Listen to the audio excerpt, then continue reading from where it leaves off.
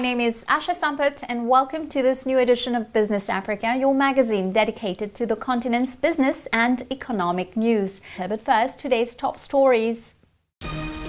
Spotlight on the African Union's Silencing the Guns campaign. An Africa free of conflict and humanitarian disaster, a challenge at hand. Example, in Angola, the country is recovering from civil war thanks to its inhabitants, but also to nature. Precisamos de conservar os animais, conservar a floresta, conservar peixe, sabendo qual o uso que é mais importante para nós conservar esse território. Unemployed graduates and microcredit. It's a winning cocktail to supply Khartoum with vegetables. I completed my studies but couldn't get work, so I came here. Like so many Sudanese women, I've always dreamt of being independent, having my own space and my own ideas. 17 countries, the same legislation and the same business culture. For 27 years, OHADA has supported investors' quest for security and guarantees. 6 or 7 African countries feature among those with the highest growth rates over the past decade. That's impressive.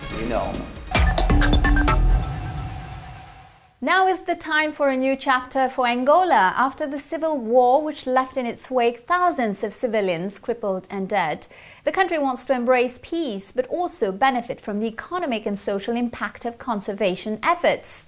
We continue our Voices for Peace series inspired by the African Union's Silencing the Guns initiative by listening to the testimonies of those seeking a new way of life, those still clearing the minefields, and a very inspiring project of a major new wildlife sanctuary.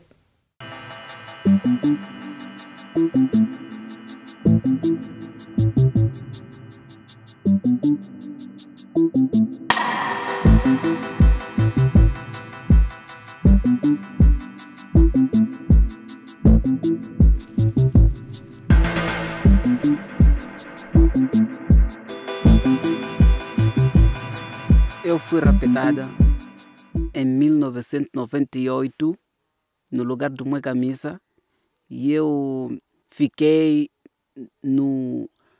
na comuna do Yuva a fazer travessia do rio Quando, fazendo transbordo de material para o tempo da UNITA, para procurar a vida, não te matar.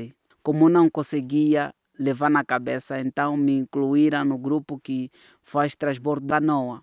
Então ali é o motivo que me faz para mim fazer esse trabalho. É só para salvar a vida e conseguir sobreviver.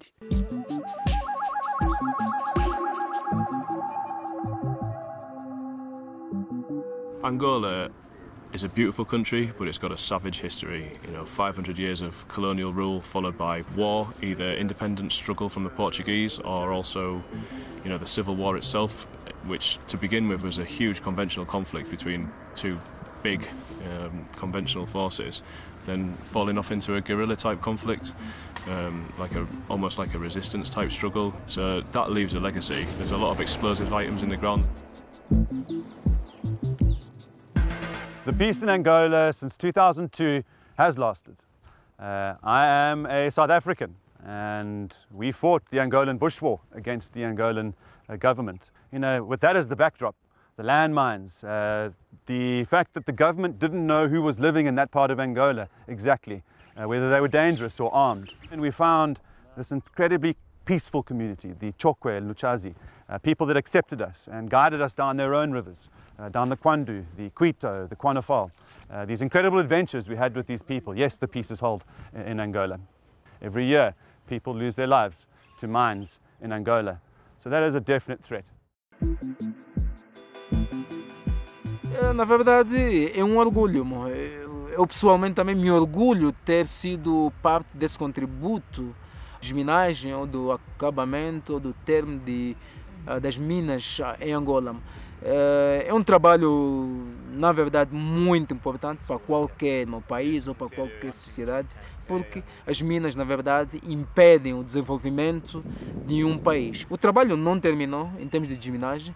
Na verdade, ainda existem outras áreas, outros campos para serem desminados, né? Mas num espaço de 3 anos, este é o desafio que nós temos de terminar com os campos que ainda existem. Yeah, so between the beginning of April last year and the end of March this year, we've cleared over 3,000 mines and over 1 million square meters. Precisamos de conservar os animais, conservar a floresta, conservar peixe, sabendo qual o uso que é mais importante para nós conservar esse território. Então, também para nós conseguirmos se dar bem com os animais, de agora até adiante. Então, essa coisa, eu acho que outras coisas que não estou a me lembrar, coisa que eu vejo mais importante. The future of conservation in Africa is local. That's people like Elias and the Luchazi that live around the sources in Angola. They are our guides, companions up in those landscapes. They've shown us all of the source lakes, the peatlands, helped us find all of the new species, 122 new species to science we've found with those local communities. De antes os animais aqui era demasiado, mas os elefantes, os leões, onças, zebras também aqui, rinos, aqui estava bastantes. The wildlife of southeast Angola is traumatized. All of the animals are still there, but at very low numbers. A lot of them are night adapted, so you only really see them at night in our camera traps and never in person. They're almost like ghosts. They are coming back. The last 18 years of peace have seen some of the populations bounce back. Also in the last 18 years we've seen lots of local people coming back that were displaced during the war. Gostei muito de estudar a vida das aves, assim como os pássaros, ou como vamos falar, como os animais terrestres e os animais aquáticos, vendo como ele vive a vida dele. Eu gostaria muito de ter a sabedoria do que cada um dos animais ou cada um dos seres viventes que necessita, o que é mais necessário na vida dele, o que necessita para ser feliz na vida dele. Eu gostaria de estudar essas coisas como a base da minha cabeça. By 2030, we hope that in partnership with government and local communities that we've been able to make investments of tens of millions of dollars into those communities living around the source lakes, up in the water tower in the Angolan highlands, investing in community cooperatives and associations to support alternative livelihoods and sustainable traditional livelihoods. Já descobrimos que no rio não pode se lavar com sabão muito porque danifica peixe, danifica os animais aquáticos. Já nos explicaram que a floresta não se usa assim. Muitas coisas que nós estamos a aprender mais com a vossa exploração. Rivers are wonderful metaphors for that, crossing these borders and becoming them. We need to break down those barriers and realize peace in Africa.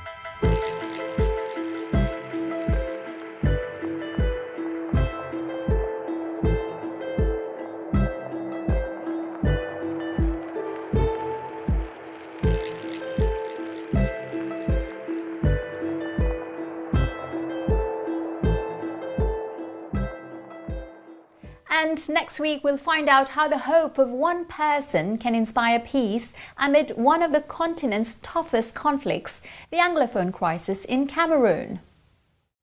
Precisely to help the populations of the Sahel hit by both terrorist attacks and climate change, the International Fund for Agricultural Development and several international organizations are putting in place significant resources. The target: 123,000 rural households, or nearly 1 million people in cross-border areas of G5 countries, as well as Senegal. This will benefit from improved access to land, inputs, training and business activities through a program of more than $180 million over 6 years. Almost $26 billion, this is the incredible amount Africa loses each year, mainly due to the shifting of profits from multinational corporations to tax havens. According to several civil society organizations, such as the Tax Justice Network, this amount is equivalent to more than 52% of the continent's health expenditure. To remedy this, there is only one solution according to these analysts: the transparency of complete company data, which should be published country by country in order to better identify the origin of fraud. The United States has removed Sudan from the blacklist of countries supporting terrorism, where it appeared since 1993, enough to stimulate an economy that is trying to reconnect with international trade circuits, but also to facilitate the employment of young graduates very affected by unemployment. We had followed these previously unemployed young people who became the first suppliers of vegetables to the Khartoum market. Take a look. Afra has been working on this Sudanese farm for 10 years, growing vegetables, including cucumbers, lettuce and peppers. Despite having a degree in economics, Afra started off working in the fields, but now is in charge of 4 people.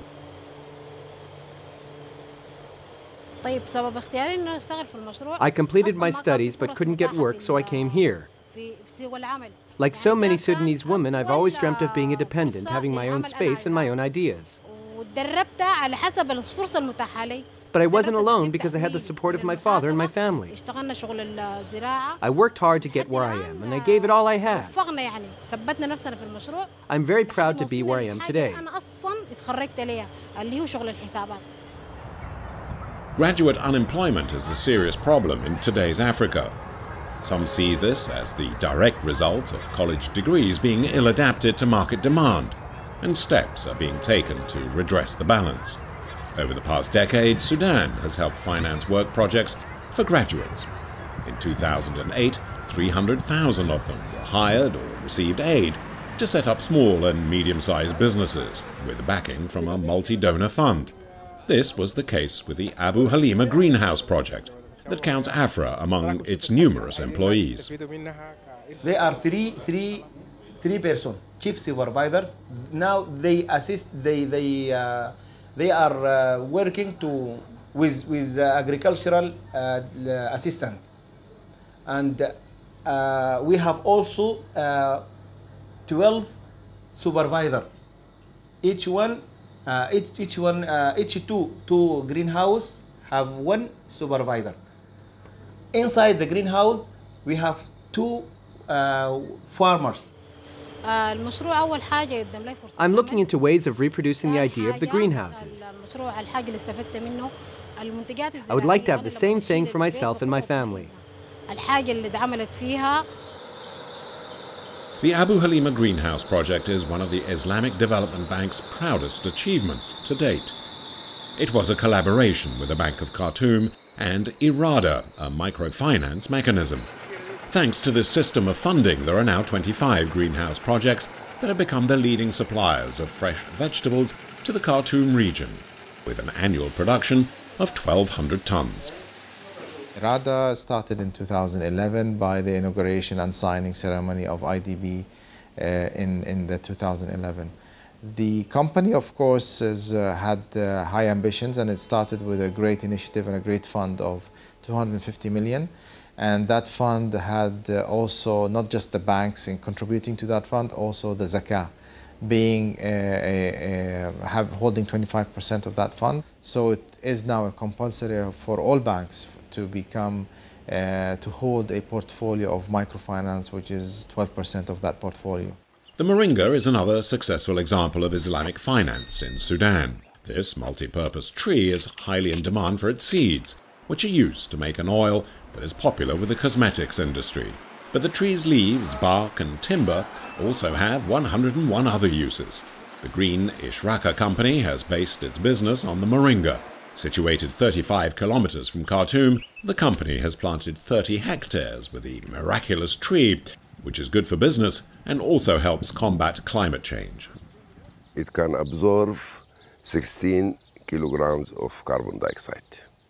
a human being put in the air 32 kilograms of carbon dioxide. So 2 trees will absorb what a human being put carbon dioxide. The Green Ishraka company does not just provide a monthly wage for hundreds of employees. The whole community reaps the rewards of planting the moringa, which helps fight desertification.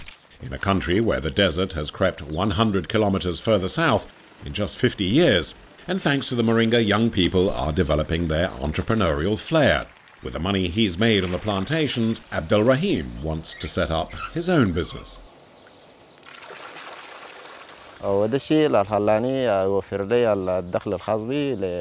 like to find work as a chauffeur and buy a car with the money I earn. That's my plan. I'm going to invest the money I will earn doing that job. The Abu Halima Greenhouse Project and the Ishraka company are shining examples of how graduate unemployment can be beaten. With encouragement to set up their own ventures and the right access to funding, unemployed graduates can play their part in their country's development.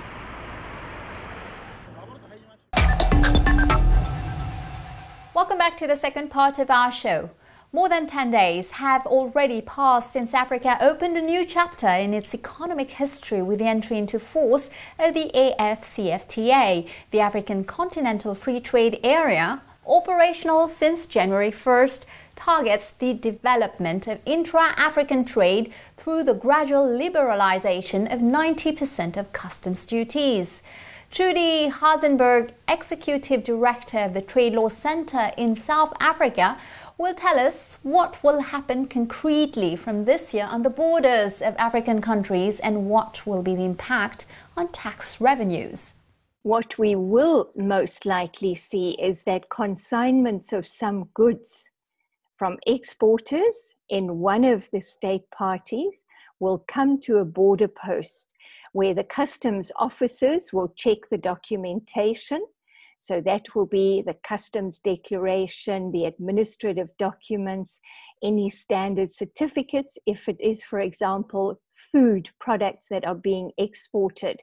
So the customs officers at the border post will be checking all of those certificates, and those consignments that will then be cleared and be able to move into a neighboring country or to transit through that country to their final destination. Some of the small and least developed countries rely quite a lot on tariff revenue, the border taxes that are collected from international trade. So it is definitely a concern for some countries because as they reduce the import duties, they expect that tariff revenue will decrease. Afrixim Bank, so Africa's Export-Import Bank, has launched an adjustment facility with an initial amount of $1 billion. And that facility, it's a loan facility, is designed specifically to assist smaller and obviously least developed countries that experience a loss of revenue or whose companies may find challenges as more imports come into the domestic market, and they may need support in order to deal with a more competitive environment in their domestic economies. Well, it was Trudy Hazenberg, Executive Director of the Trade Law Center in South Africa. In the meantime, African countries have decided to unite their strength in favor of conservation and biodiversity. At the end of the year, 24 countries in East and Southern Africa have decided to create a data center in Nairobi that will allow informed decisions on the conservation of species and the fight against wildlife trafficking. 27 years of efforts to harmonize business law. 17 African countries have succeeded in making OHADA an attractive space, which marks progress in the Doing Business ranking. From guarantees to investor security, the reforms undertaken have been considerable, but there are still issues to be resolved. Investors who have chosen to invest in the OHADA zone confided their experiences to David Thiombiano in the last part of our series, Business Law is Your Business. 6 or 7 African countries feature among those with the highest growth rates over the past decade. That's impressive. In Africa, Fabrice Le Sachet sees nothing but fabulous opportunities to be taken. A prime example is the carbon market, where Era Group, the company he founded in 2006 on graduating in marketing, is particularly well placed. We have just signed a contract for more than 2 million tons of African carbon offset credits with South Korea. Every country on the continent is vying to win over investors, entrepreneurs who will mobilize billions to develop projects, boost growth and create jobs. But understandably, what these business people want, above all, is a maximum return on their investments. Only the promise of a healthy profit margin can incite an entrepreneur to launch a business venture. Africa is the hardest, most expensive place in the world for prospection. Alexandre Villegrain's advice for investors taking their first steps in Africa: leave your preconceived ideas behind. The new breed of investors needs to understand that the notion of a backward, poverty-stricken continent plagued by disease, war, ignorance and corruption is a thing of the past. If you want to succeed, you must be able to offer the goods and services a changing society needs and demands. In a lot of African countries nowadays, you pay with your cell phone. That goes to show how developed this territory is. An entrepreneur coming to Africa must be offering services that he himself would like to see. The adventure begins with prospection, feasibility studies, a business plan, and support from financial backers. The next step is words to actions. The promoter and his or her team will have to overcome numerous administrative, political, and socio-cultural constraints. The entrepreneur must be armed with patience and stamina. It would be nice to speed things up a little, but you have to respect the various institutions and respect your counterparts. It takes a certain amount of time for people to assimilate what you want to do in their country, so you have to move at their speed. Company leaders have got the message. They cannot run their businesses in Africa from behind a desk in Paris, London, or New York. If you want to be accepted by local teams and partners, you have to be present and understand their culture and traditions. When I go to Cameroon, I'm Cameroonian. When I go to Gabon, I'm Gabonese. In Congo, I'm Congolese. My business is local. I'm not French. I'm from the country where I'm doing business. And it is a winning formula, especially if the investments are made over the long term, with a win-win approach that capitalizes on local skills. Working with local businesses provides vital knowledge of the terrain, as well as saving valuable time when dealing with local authorities. Personal relationships are extremely important in Africa, maybe more so than elsewhere. It isn't enough to just turn up with a great project. You also need to know how to explain your idea and sell it locally. An investor from Morocco, for example, cannot just turn up and make a profit. It is important that everybody reaps the rewards, especially the local economy. Doing business in Africa comes with its share of complications. These may be political, social, economic, legal, or related to questions of governance. Governments are well aware of these problems and are constantly taking steps to improve the situation. Since 1993, 17 countries have decided to enact uniform business laws to provide greater security for investors. These follow guidelines set out by OHADA, the Organization for the Harmonization of Business Law in Africa. So yes, I would say that this is a boost for development in countries where OHADA law is applied. OHADA was a wonderful thing. It is wonderful and we need to maintain it. In fact, it is becoming increasingly widespread. Juridical security is well established within the OHADA zone. However, a number of observers argue that there is another obstacle to overcome, namely judicial security. Although OHADA already has a supranational court of appeal, a common court of justice and arbitration, with an established track record for taking courageous decisions, many call for national jurisdictions to give judges greater independence. Our businesses have had problems because going to court in Africa can be complicated. It's good to uphold the rights of the weaker party, but sometimes the stronger party has done nothing wrong. Here is one entrepreneur who says that it will take more than the promise of fabulous returns to entice investors. With 50 years of experience working on the continent, he insists that there is one element you cannot do without. You have to like Africa. Sometimes you'll get taken for a ride. There will be good and bad deals. What can I say? But if you love Africa, you'll win 50% of the time. If you come to Africa thinking it's an El Dorado, I'll make money here, well, you will certainly lose out.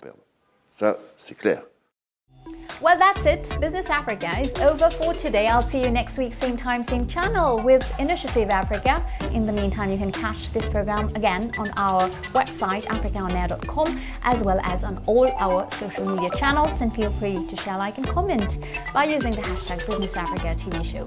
Take care of yourselves, happy holidays, and see you next week. Bye-bye.